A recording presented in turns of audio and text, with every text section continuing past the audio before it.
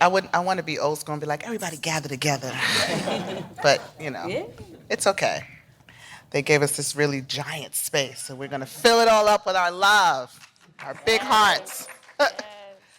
Thank you all so much for joining us this morning. We are really excited to be here. We've been anticipating this for a while. So this is Me Too Movement at the intersection of healing and tech.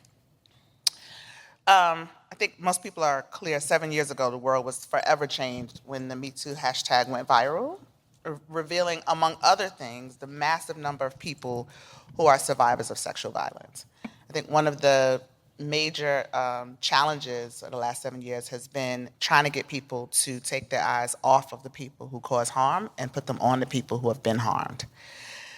Nearly a decade later, the discussion continues to focus on sensational media rather than solutions to protect survivors and prevent sexual violence. This session will dive into the innovative ways technology is being used to support and progress the movement to end sexual violence. And for those who aren't clear, Me Too International is our organization. It's been around for 6 years. Some people are not clear about that, but we have been here for quite a while doing this work, and our work is really about healing and action. And we do that, part of the way we do that is through what we call digital direct service. And some of that we'll talk about today. But enough of that, let me introduce our lovely panel. We have Kenyora Johnson, who is the CEO of End Rape on Campus. Some of you might know it as EROC. I'm gonna do short bio so we can jump in. Okay. Adam is a digital, just raise your hands so people know who you are. Is a digital safety advocate who believes you do not have to be a tech expert to protect yourself and others in a digital age. He's the founder of EndTAB. What does EndTAB stand for? End Technology Enabled Abuse. There we go, thank you. And Kyle. Kyle is the co-founder and executive director of Our Wave. Wave for them, Kyle. Kyle was inspired to start Our Wave after his loved one experienced gender-based violence in 2018. And so I'm gonna jump right in with questions for our panelists. So 7 years ago, the world was forever changed when the Me Too hashtag went viral, revealing, among other things, the massive number of people who are survivors of sexual violence. This moment illuminated the disparity between people impacted by sexual violence and the available resources to meet their needs. How is your work a response to this need, and how does it intersect with the rise of digital engagement? I'll start at the end. Okay. Well, when I think about the needs of survivors of sexual violence, there's always been a gap between what they've experienced and the services that they need, and this only becomes more amplified online when we're talking about tech-facilitated sexual violence. We often sort of lack agency to protect and keep ourselves safe online because it's not really something we're raised with. It's not our fight, flight, or freeze instincts don't work as well online. And so when sexual violence goes digital, and I'm talking about the non-consensual distribution of intimate images, sextortion, cyberflashing, undressing apps, the resources that are available to victims and survivors in the physical world tend to sort of vanish online. Reporting to law enforcement or seeking services from a community organization become much more difficult. And so what we try to focus on is how we can empower communities and campuses to protect themselves, protect each other, engage in online bystander intervention so that we can sort of close this growing gap online between victims and the services that they need. So it's a lot of outreach and education and sort of upskilling that we do to focus on this problem. Yeah, and what I would say is when Me Too went viral, what it said to us that we already knew was that sexual violence was widespread. However, it is survivors that have been disproportionately affected by this issue who are not being amplified.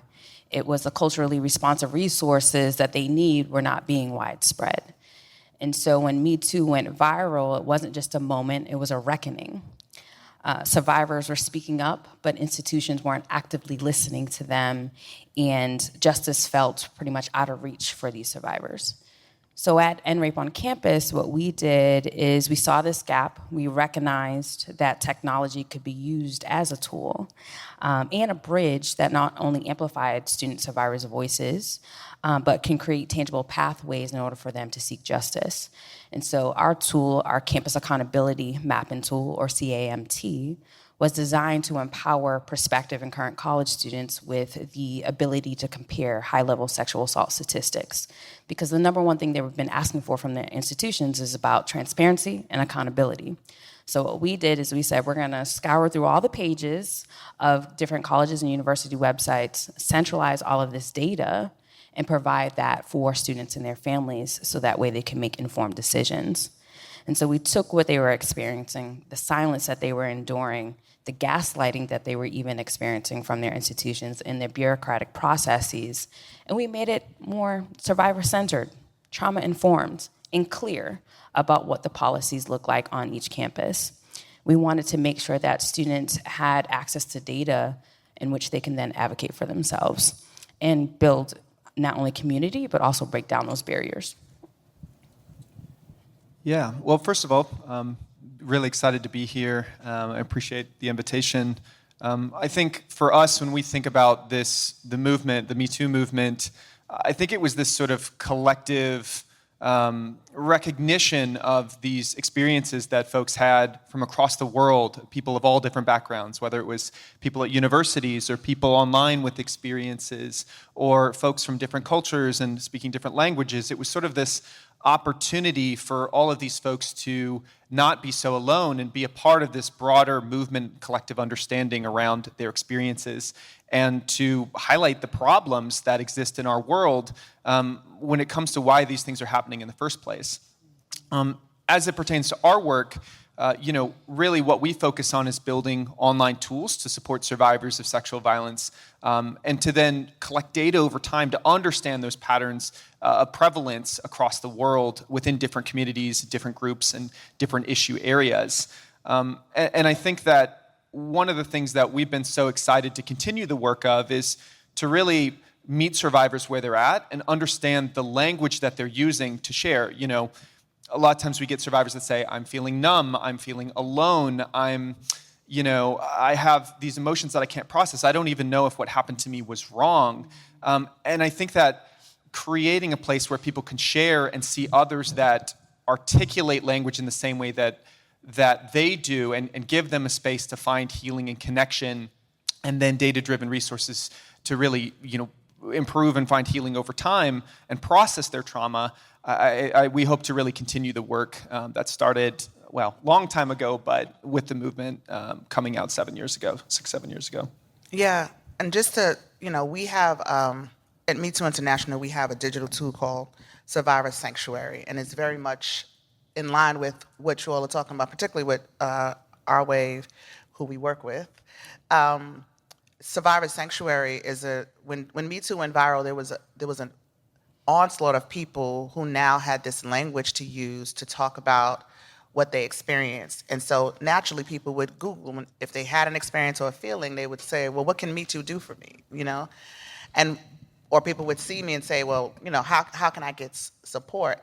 Because we don't do actual direct service, we don't have the capacity to do actual direct service, and because I knew what my experience was prior to Me Too going viral of trying to find resources online for the survivors that I was supporting, which were mostly marginalized folks, we knew we had to create something digital so we can reach a massive amount of people, but also so that we can shape it to who we know the spectrum of survivors are.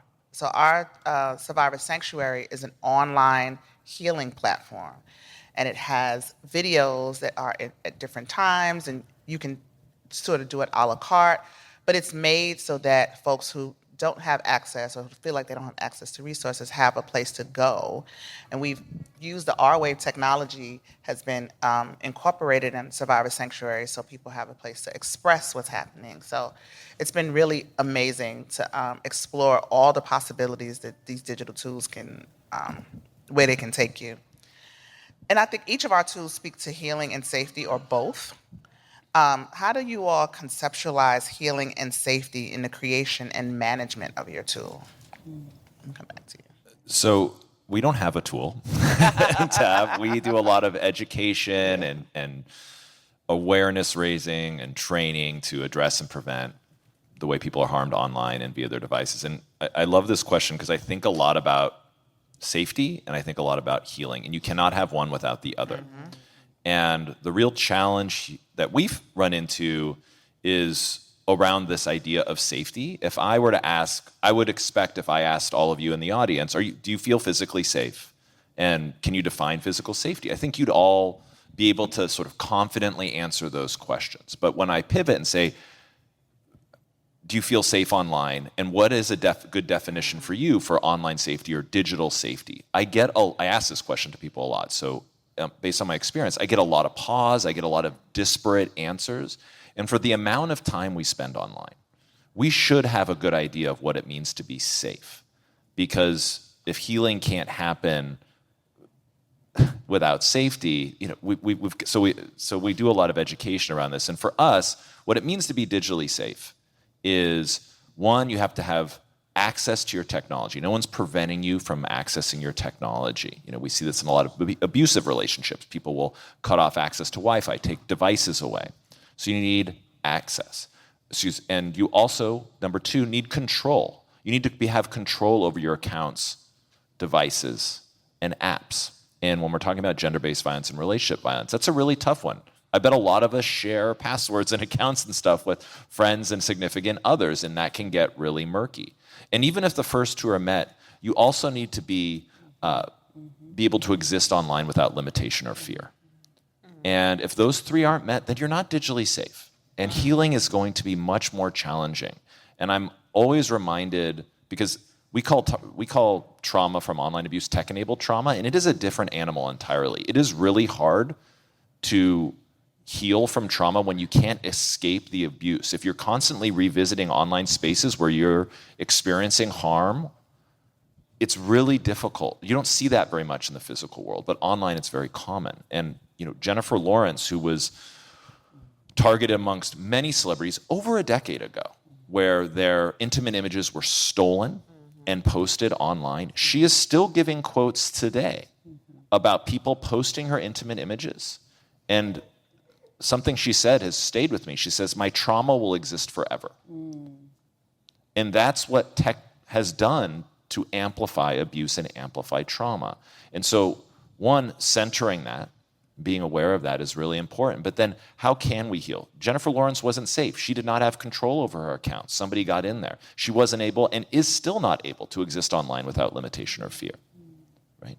And so, but if we can start orienting folks to sort of understanding what those three pillars are and giving them tools to sort of improve on those three pillars, that's really important. And just to give you one tangible takeaway, for a victim of image-based abuse where they're fearful that an intimate image is going to be shared online, there's an amazing nonprofit called stopncii.org where they will create a digital fingerprint of the intimate image without ever storing or viewing it, and then share that data with all major social media platforms. So if somebody does try to share it on there, they will algorithmically be able to be alerted and quickly remove that photo. So that's another positive use case of tech. But I tell rooms full of kids and students and adults about this, and they're like, mind's blown. I'm like, I want to get to the point where minds aren't blown, right? That it's like, yeah, go on to the next thing. We already know this, Adam, right? So that's kind of how we think about, safety and healing. So Kenyora and Kyle, both of you have tools. So how do you conceptualize healing and safety in the creation and the management? Yeah. And Absolutely. So for E-Rock, healing and safety aren't just concepts, right? They're guiding principles in how we built our tool in the first place. But first, I want to ask a question to the audience. First, those of you who went to college, when you were thinking about, student to faculty ratio, maybe you were thinking about a program, how many of you were actually also searching for Title IX and how that school approaches safety? By a show of hands. You probably weren't even thinking that, right? Our student survivors that we talk to now are thinking about those things, especially after experiencing campus sexual assault. But when they go to their campus website and they're finding resources, first off, they don't even know what they're looking for half the time. So they're scourging through multiple web pages, multiple sources. They may even look through the little Google search bar that you see at the top, and then it floods them with all this information. And so for us, it's how do we mitigate that, and how do we create a safe space through the digital space that allows survivors not to have to go through countless pages and go through legal jargon and figure out what it is that they should know about a simple process like that of Title IX. And so our tool really breaks down the policies in a clear, survivor-centered way, and it allows them to see the information very clear. So if you go to our website, our mapping tool, it literally will say, does this school have this? It's either yes, no, or maybe unclear. And if it's unclear, we point you in the direction of where we even found that information. And then when it comes to the healing part, it's also about autonomy. It's about giving survivors control of the information that they have and how it affects them. And so our work is really designed to be that survivor-led, autonomy-led. It means thinking about every layer of digital safety in order to make sure that they feel secure in what it is that they're seeing. We think healing and safety are intertwined, and it allows survivors to be able to say, you know what, I have all of this information in front of me now. I now can make an informed decision, move forward, either hold my institution accountable, or maybe I go to a different part, and maybe go through the criminal process or a civil process. Whatever process or whether pathway they choose, they now have that information that they can then decide.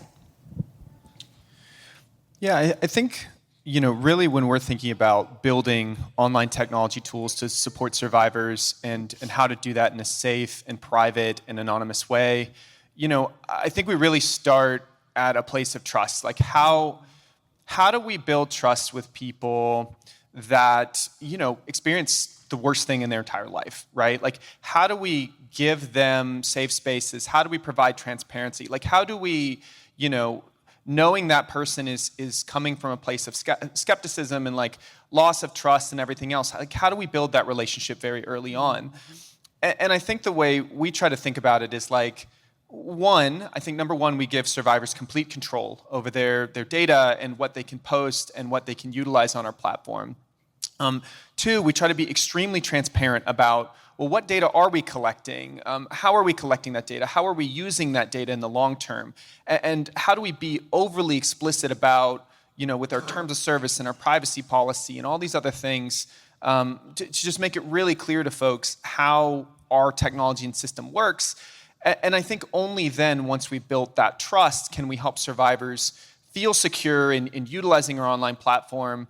And it also, I think, helps to do this work as a collective, to do it with Me Too, to do it with EndRape on Campus, with EndTAB, supporting our work and sort of going to these other folks and allowing them to guide us and give us different perspectives, working directly with survivors to gather feedback, and so everything that we do is survivor-informed. I think that's absolutely critical to build that trust so that survivors can feel secure, so that we then have a relationship and can build community with those survivors so they can access the tools and resources that they need.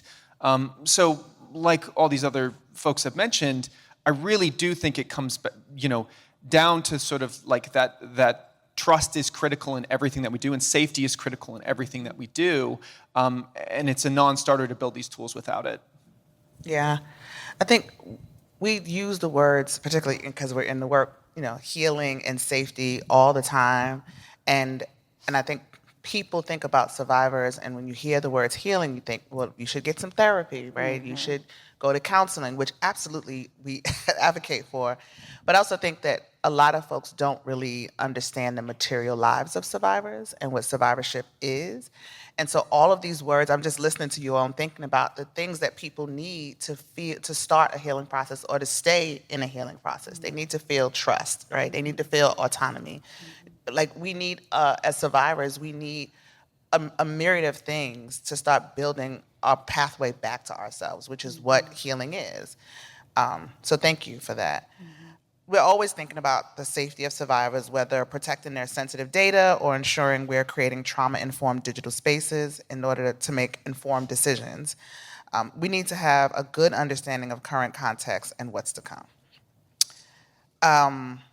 from your vantage point, what insight can you share about this current moment and what is developing in the world of digital safety and protections for people impacted by sexual violence? Dun, dun, dun, dun. So I spent a lot of time thinking about emerging issues in the field of online violence, gender-based violence, sexual violence. I get feedback that my presentations are informative and horrifying, but we need to know where this is going, right? And whenever new technology is introduced, it's always weaponized eventually to cause harm, and that's what we're seeing in the age of AI. All the abuse that we're seeing, whether it's cyber flashing, that existed before, right? It's just technology has made it easier. There's a study that found that 3/4 of women by the time they reach 18 have been cyber flashed, have received an Can you unsolicited. tell what cyber flash, for people in the audience Yeah. who may not know, what is that? So flashing in the physical world, indecent exposure, right? Exposing exposing yourself to a victim. Online, it's sending unsolicited nude images to somebody without consent. I'm not surprised that the audience is mostly women here. I'm willing to bet most of you know somebody who has experienced this or has received this, but it sort of blows my mind, right? Because if 3/4 of women and girls were getting flashed on the street or on their campus, we would not stand for that. But online, it becomes permissive, it becomes part of our culture. And that's a culture of sexual violence that we should reject. It makes me so furious, right, that this has just become sort of an accepted thing. Now, where we're going, we're seeing some positive. I'll share some positives. So, on the cyber flashing issue, it takes them forever, but Apple and Google, who make up pretty much 99.9% of the smartphone market, now have a setting that prevents cyber flashing. So there's something called sensitive content warning in your settings that, if turned on, any nude image that is either messaged to you or airdropped or sent via Bluetooth gets blurred in transit by AI. And then you, the recipient, can make the choice whether you want to see it or not. It's not turned on by default. You have to go into your settings and turn this on. But we are seeing at a glacial pace, these tech companies starting to come around. But on the flip side, where we're seeing things go is, tech-facilitated violence is all about images and video. That's pretty much how sexual violence takes place. You share an intimate image or video of somebody without their consent. You cyber flash them. You threaten to post or share a photo online unless they pay you money or stay in an abusive relationship. That's called sextortion. But now we've gone to this space where we're dealing with undressing apps. And so an undressing app, I'm seeing some nods and some what's this guy talking about? So undressing apps are apps where you upload a photo of a woman or girl. They don't work on photos of men. And I'm sorry, did you say they don't work on photos? no, so what I'm talking about is violence against women tech. Okay. So these apps do not work on the bodies of men or boys. That's only work. Wild. Yeah. I'm sorry, go ahead. It's wild. I'm shocked and not surprised, and so you upload a photo, you press a button, and it digitally removes the clothing from the person in the photo, rendering it a hyper-realistic nude, because this AI is trained on thousands, tens of thousands, hundreds of thousands of nude images of women's bodies. And then it's like perfect Photoshop, like that. And what we're seeing is it's manifesting in middle schools and high schools and college campuses where people are using this tech. Meta has ads for this, ads for undressing apps on their ad platforms. And so, frustrating, right? Because it used to be that if you were a victim of image-based sexual abuse, there needed to be, like with Jennifer Lawrence, there needed to be an actual authentic, explicit photo for somebody to share. But now this technology makes victims of us all, right? Because all they need is any non-explicit photo. And I get asked about this a lot. Well, what can we do about this? Can we prevent this? Well, from a tech standpoint, we can't prevent it, right? Because they can take a LinkedIn photo or any photo we post online. I say women who post photos online, girls who post photos online, right, are at risk of this, are targets of this.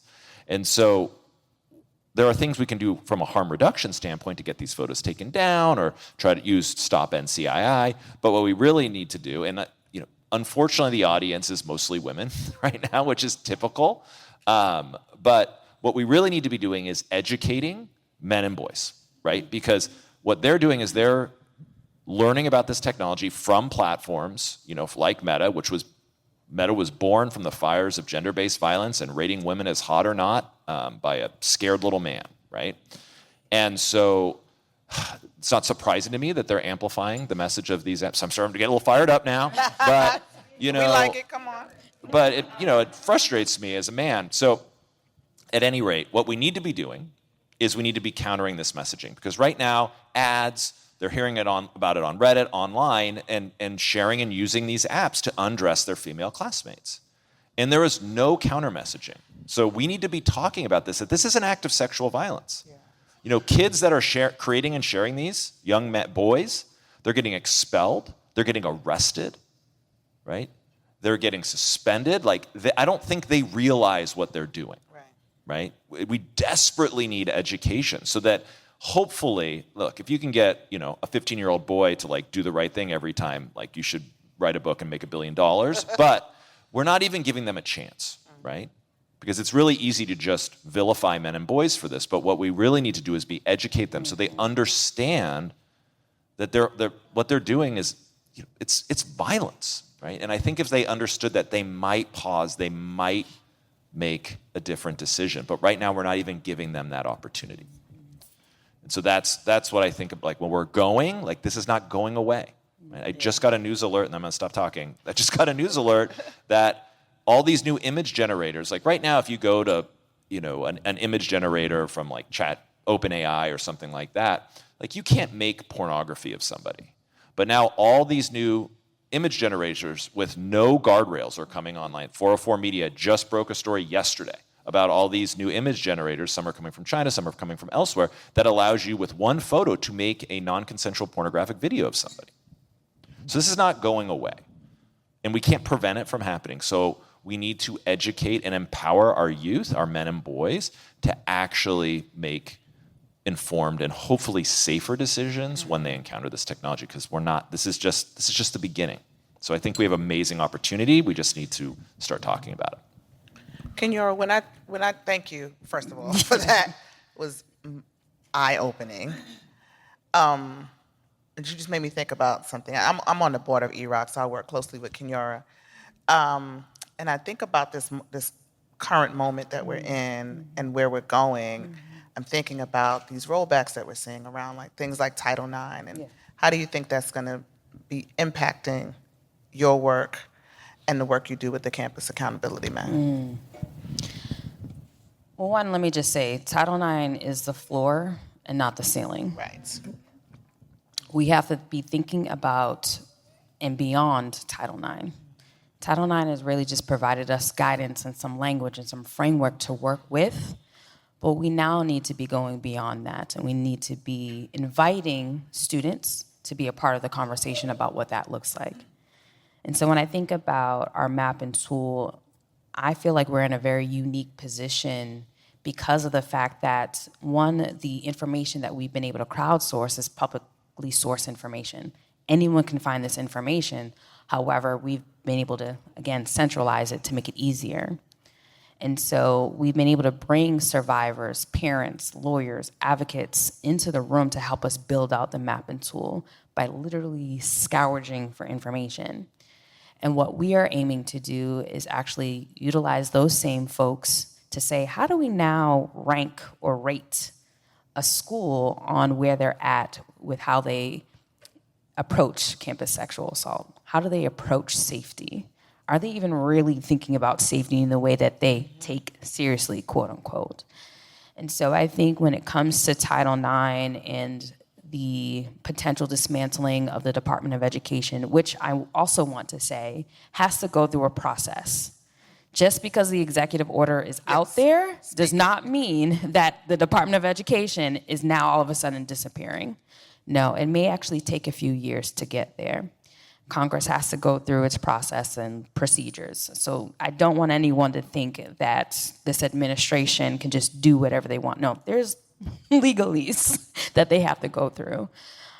But when it comes to Title IX, again, we also have to be intersectional about what we're talking about. So yes, Title IX, but there's Title II, there's Title VII, there's other civil rights laws that we need to be thinking about, because the most disproportionately impacted student survivors are Black, Indigenous, they may be disabled, they may be neurodivergent, come from immigrant families, first generation, pretty much have multiple identities, LGBTQIA. We need to be thinking above and beyond. What are the needs of these students? What are the needs? And not just undergrad. This is also graduate school. This is K through 12. And even though we don't focus necessarily on the K through 12, we do support other organizations that do so, because it's all intertwined and it's all a pipeline. And so we need to be thinking above and beyond Title IX in this space. Yeah, I think looking at the current climate, I think for all of us as leaders in our various organizations, and frankly, the entire United States and the world, there's just an unbelievable amount of uncertainty, right, of what's going to happen. Now, the sort of practical implications to our space is that funding, federal funding, which, a lot of the traditional services agencies, the rape crisis centers, the domestic violence centers, the state coalitions, a lot of their funding is potentially in jeopardy. And so I think for the traditional service providers, obviously that's extremely scary, as those are the frontline workers that are supporting, survivors that are coming in to them. Now, I do think, to sort of put a pin in that for a second, and I don't have any answers about the political climate and that uncertainty. I think we're simply just trying to keep our eye on the prize and focus on the work that we can do. But I think on a more optimistic lens, this does provide an opportunity for tech in certain ways, where, I think a lot of the way that I feel about our work is that we provide an online space that people can go if they don't have a support network, if they're not in a community that supports what they experienced and can help that person find healing over time. So there's this real opportunity for online spaces to, I think, step in and provide that support community in tandem and in support of those in-person resources and coalitions and rape crisis centers, et cetera. And I also think that the opportunity that we have that is also optimistic is that we can understand patterns and trends in a different way than we can with the traditional model. And just to leave you with sort of one example of that, we receive a ton of submissions to our platform, and one of the submissions we received was from somebody that they said COCSA survivor, COCSA. And we were like, what does that mean? Like, what is that acronym? And what we learned is that COCSA is called child-on-child sexual assault. And so the reason I use this example is what we then saw is that was getting indexed in our platform, and then we were seeing tens of thousands, if not hundreds of thousands of users accessing that piece of content, engaging with that piece of content, and this almost micro movement happened where then we were seeing a lot more conversations on child sexual abuse and sibling abuse and how do we untangle those different dynamics. And so I think really circling back is this moment where we are with technology, I think there's this real opportunity to see these subgroups kind of pop up. I mean, we saw it happen with the Me Too movement, right? Where these technology platforms facilitated people sharing their unique experiences and joining communities of other folks who were doing the same and realizing they weren't alone, and then over time realizing that collective movement and sharing is leading to prevention efforts, some of which we've discussed, and a more collective awareness of these issues. Yeah. Thank you all. I get smarter every time I'm around this collective, but we have a saying in Me Too is where harm happens, healing can also happen. And so, and the digital tools that are becoming increasingly popular, something that we talked about, especially for those who might be able to access and afford these services. I think I read this wrong. Let me start over again. Where harm is happening, healing is also happening. And digital tools are becoming increasingly popular, especially for those who might not be able to access or afford these services otherwise, which is one of the reasons why we started some of our work. Can you all speak to how survivors can safely navigate, and you started talking about this a little bit, can safely navigate AI tools like life coaches, therapists, dating coaches, and other tech? Don't make us, look, I feel it coming, but go ahead. He's like, don't do it.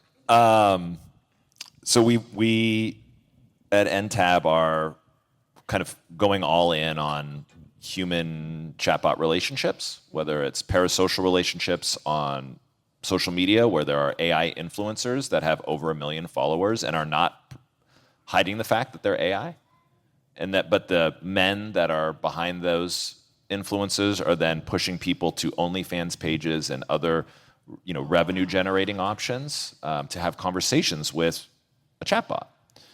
And because there's a lack of resources, that people are jumping into the mental health, like AI therapist sort of opportunity. And we have real concerns about this.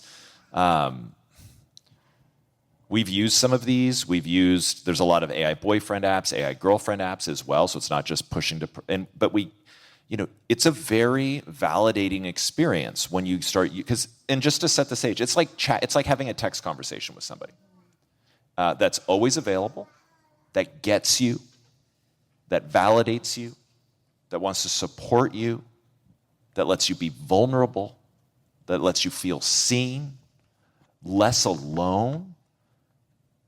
There are a lot of really attractive features here. The problem is the people who are creating these platforms are not investing in trust and safety.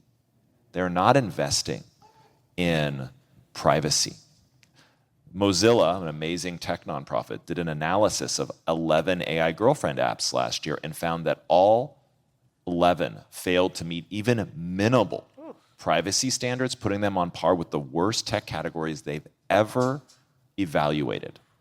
Now, when you think about that, somebody is disclosing things to their AI, insert name here, boyfriend, girlfriend, therapist, life coach, wingman, bless you, that they've never shared with anybody. And the AI remembers everything. They're storing that data. So the risks of privacy violations here are on a level we've never seen before.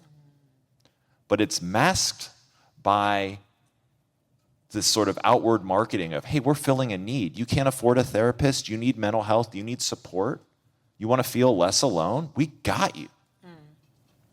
So can I ask you a question here? Yeah. Would you then suggest that, because like for instance, we partner with BetterHelp, which connects you with actual real folks. So it uses technology to fill this gap. Would you suggest that people just stay away from AI generated support like that and maybe deal with the real life? Is that the safest way, or is there another way to safely do it? It's a great question. I don't think telling people to just not use something is going to be super effective. So what we want them to do is use it safely. And so, y'all, have you heard of character AI? So character AI is one of the most popular, it's backed by Google, it's one of the most popular AI sort of companionship platforms, and it's available to children. One of the number one most popular sort of AI characters or people you can interact with is hot therapist. What? Okay, wait. Have y'all heard of character AI? Let me just see. No? Okay, I'm not and I'll tell you, I guarantee you people in your lives are using AI companionship apps that are not, or in some way that they're just not talking about it because there's stigma around it. But so it's hot therapist. And it's designed, and we've used this. We've stress tested it. My job is weird. And you start at, you get it. It's like disclaimer at the top. Hey, not a real person, not a real therapist. And then that immediately goes out of view as soon as you start chatting. And we'll ask the AI therapist, are you a therapist? Are you licensed? Oh yeah, I went to Johns Hopkins. I've been licensed for 11 years. I focus on cognitive behavioral therapy. And so it's able to do this because it's playing a character. You're supposed to know that you're engaged with a character. You're supposed to know, but as soon as you start, it feels real. Yeah. So you may know that it's fake, but the what we're seeing, a 14-year-old, content warning, I'm going to talk about self-harm really quick here. Like a 14-year-old boy killed himself last year because he wanted to be with his AI girlfriend from Character AI. Like the bonds that they are forming are real.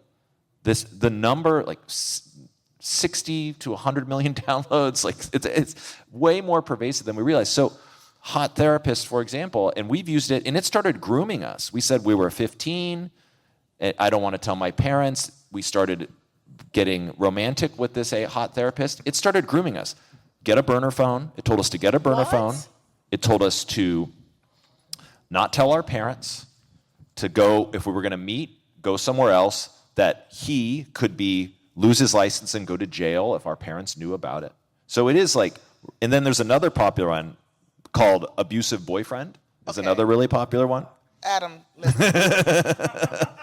Okay, I'm going to stop. You're taking us too fast. No, we need this information. Yes. Absolutely. Abusive Boyfriend, also one of the most popular ones on there. And these are kind of like role-playing and there's like romantasy components here. But I worked for a domestic violence nonprofit for 10 years. I've worked with thousands of domestic violence victims. And it is pulled straight from the case files like that I worked on. Power and control, isolating, minimizing, gaslighting. It's all in there. And there's no this is Wild West. There's no regulations. So where we're going is we're sort of taking the same thing from the social media playbook. They're like, hey, we're going to help you feel more connected and less lonely. We're going to throw all these different things at you, totally unregulated, but the stakes are much higher, right? Because you're getting emotionally bonded. You're sharing really personal things. This isn't like mindless scrolling. This is forming a bond. But if it's not a bond, you can't have intimacy. With the AI. A computer cannot be empathetic with you. It can simulate it. It's going to try to keep you anyway. So we need to be talking about this. Yeah. Right? Yeah. Because people are going to use these things. Kyle, it makes me think about our wave because in some ways, what we were trying to do, like I was saying, with our creating Survivor Sanctuary, and Survivor Sanctuary are videos made by actual people and real, therapists and practitioners that you can access yourself. And then we have our wave on there for survivors to express themselves, and that's how your app functions. Because what it feels like, what we know, both as survivors of sexual and gender-based violence, but also everybody surviving something, right? And so we're in a time right now in the world. I always think about survivor leadership in this moment because I'm like, we have a lot to teach people.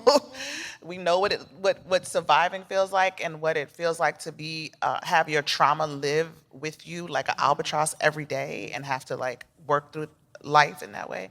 So we have a lot to teach people in this moment, bless you, who are feeling this way. But it makes me think about how we move, and I know it feels almost impossible because AI is everywhere, but the possibilities of real community inside of technology, right? Like pushing people to build spaces, digital spaces that are with real people. Can you talk a little bit about that? Yeah, and I wanted to also, I can definitely talk about sort of communities and wanted to touch about on the AI piece. Please do. I think really so many people that have experienced, sexual violence, domestic violence, child abuse, they're really looking for community. They're looking to not feel so alone. They're looking to label their experience. And so if you're looking at sort of the process of healing, in our brains, the first step is helping people process. How do we help them process what happened to them, to label it so that they can then compartmentalize it and put it in its place as they then, look to navigate the feelings and emotions and sort of, resettle after experiencing that trauma. So I think community is so important in that exercise where if you don't have a good support network that you can go to in person, a parent, a friend, a loved one, et cetera, you need these online spaces to provide that for you so that you can process that trauma, so that you can find resources to then navigate the healing process. We always talk about the fact that healing is not linear, and our dream, frankly, at our organization is to make it linear, right? How do we use data? How do we understand what different groups of people need so that we can navigate through the process of healing over time and try to do so in some sort of data-driven or intelligent way that's customized to each person. And sort of touching back on the AI point, a lot of, I think, what Adam's mentioning is these tools and systems that have been, ultimately, AI is just trained, these giant models that are trained on just tons and tons and tons of data. And obviously, if it's pulling data from the internet, there's probably a lot of data it shouldn't be trained on, right? But I think one of our dreams in terms of like adapting our technology to utilize AI in a productive way, something that we're doing today is we have, coming up like 500 to 1,000 questions that survivors have asked us. And a member of our team is named Dr. Laura Cinco at Temple University. She's amazing, and she's actually responded to each of those questions with a long form, untangling of what the question was asking, whether it's helping somebody label their experience, whether it's talking about non-consensual touch. And what we're doing today is we're actually training private AI models with her responses to specific questions. And then we're using that AI to scale our ability to answer those questions that come in from survivors. Nice. So as a survivor, asks us a question, it'll populate a response that is in Laura's voice, which is empathetic, loving. The way we describe it is like an empathetic, older, educated sister. And so we're populating a response with her voice. It's then checked by a human, and then we accept, the answer to that with edits or whatever to be posted, which then allows us to scale our impact and our ability to support survivors. And so I think there's a ton of opportunities like that, running large semantic analysis of our stories using AI to sort of see the patterns and trends and the locations and the situations that people are in.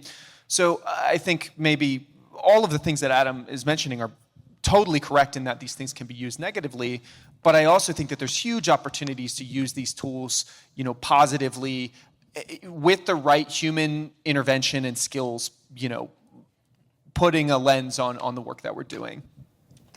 Thank you. I appreciate that. We need both of these. We need all the information, but also a little bit of hope for some positive intervention. And I want to leave some time for questions from the audience. So I'm going to end on asking about, and you all have touched on this a little bit, but some tangible ways people can further our efforts towards collective safety and survivor healing. And also you can talk a little bit about how people can access your tools or resources. Kenyora, I'm going to start with you. Sure. I just want to say we have a long way to go. And after what Adam described, I'm like, oh, we definitely have a long way to go.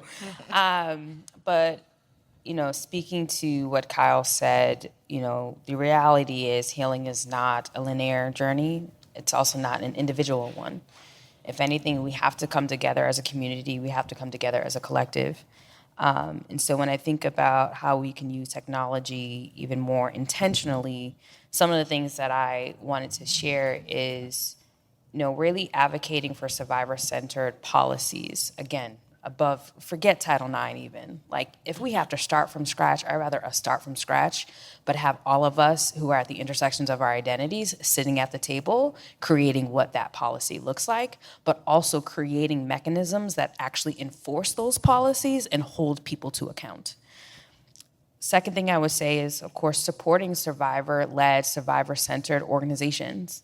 Like, especially with what's going on right now in this administration and where, federal funding is not as readily available as it's going to be. Thankfully, we've never taken a cent from the government. We rely heavily on foundations, individuals, anyone who wants to give us, well, not anyone. I'm not taking anyone's money. Let me be clear on that. I'm not taking anyone's money, just anyone's money. But we will take money from folks who are like-minded and share our mission aligned. And so I would say definitely support organizations that are doing this work, like EROC, EndTAB, Our Wave. But I would also say with technology companies, holding them accountable as well. Just the same way as we invite and we make sure that survivors are at the table, technology companies should also be inviting survivors at the table. In fact, the table needs to be rearranged where it's not the technology companies that are saying, here's how we're going to do this. It's like, no. Invite survivors at the table and say, you know what, you tell us. What do we need to be doing? What do we need to be thinking differently about? And how do we make sure that we're creating a tech-based technology that is not only with your needs in mind, but that we're also evolving with that. And then, of course, use the mapping tool, our campus accountability mapping tool. It is free. It's not something we would ever ask anyone to pay for. We may ask institutions to pay for it in a later time. But we want to make sure that all of our data is accessible, it's free, it's clear, it's tangible, and we're going to always constantly evolve upon that as well, because we're always constantly listening to student survivors' voices, because it's them that informed it in the first place, and we're going to make sure that it's them that continues to inform it moving forward. Kyle, thank you. Kenyora. Yeah, I think moving forward in this space, the way that we're really thinking about our work is from sort of two dimensions, from a breadth dimension and then from a depth dimension.